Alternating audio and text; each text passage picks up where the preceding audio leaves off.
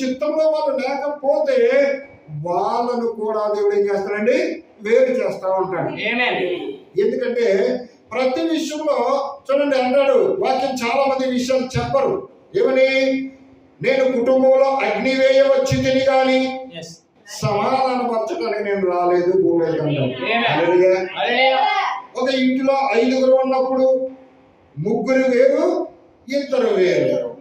తల్లికి కూతురికి పడదు, తండ్రికి కొడుకుకి పడదు, అత్తకి కోళ్ళకు పడదు. అంటే ఏం జరుగుతుంది ఇక్కడ?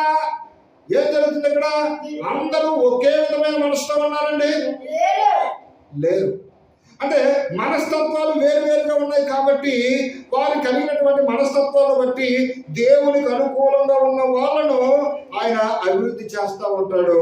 అనుకూలంగా లేని వాళ్ళను ఏదో ఒక విధంగా దేవుడు ఏం చేస్తాడంటే కొంతకాలమైన తర్వాత వాళ్ళ నుంచి దేవుడే వేరు చేస్తా ఉంటాడు. మనం అనుకుంటాం మనుషులుగా ఉన్న మనము, అరే ఇలా మోసం చేశారు, ఇలా చేశారు, ఇలా చేశారు అని మనకు జరిగిన పరిస్థితులు బట్టి మనము మాట్లాడుకుంటూ ఉంటాం. కానీ జరిగించే కార్యం అంతటిని కూడా ఎవరు చేస్తారంటే దేవుడే చేస్తాడు. ఎందుకంటే దేవుడి చిత్తం లేకుండా ఈ భూమి మీద ఏమైనా జరుగుతా? ఏది జరగదు. అయితే పిల్లరా, ఇక్కడ మనం గమనించినట్లయితే చూడండి, అబ్రహాము కూడా ఏమన్నాడు?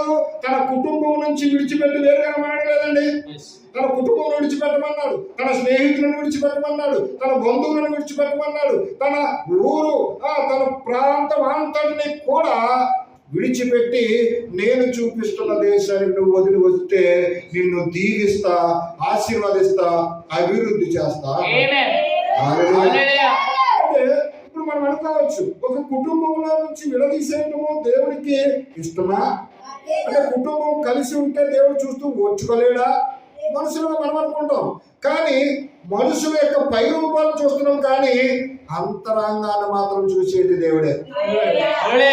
వాళ్ళు ఎవరు ఏ పాపపు ఊబిలో ఉన్నారో ఆ పాపపు ఊబి నుంచి ఆ కుటుంబంలో ఒక పరిశుద్ధుడు ఉన్నప్పుడు ఆ పరిశుద్ధిని తప్పించాలి అంటే ఆ పాపం నుంచి దూరం చేయాలి. అప్పుడే దేవుడు ఏం చేస్తాడంటే ప్రతి విషయాన్ని అక్కడి నుంచి వేరుగా వస్తేనే, దేవుడు చెప్పాడు ఒక అవకాశం ఇచ్చాడు నీ జీవితానికి ఒక అవకాశం ఇచ్చాడు. ఇదిగో నేను చెప్పినట్లుగా విని నేను చెప్పినట్లుగా నువ్వు జీవించినట్లయితే ఈ భూమి మీద ఇహమందు పరమందు నీకు నిత్య జీవాన్ని ఇస్తానన్నాడు, భూమి మీద ఆశీర్వాదం ఇస్తానన్నాడు.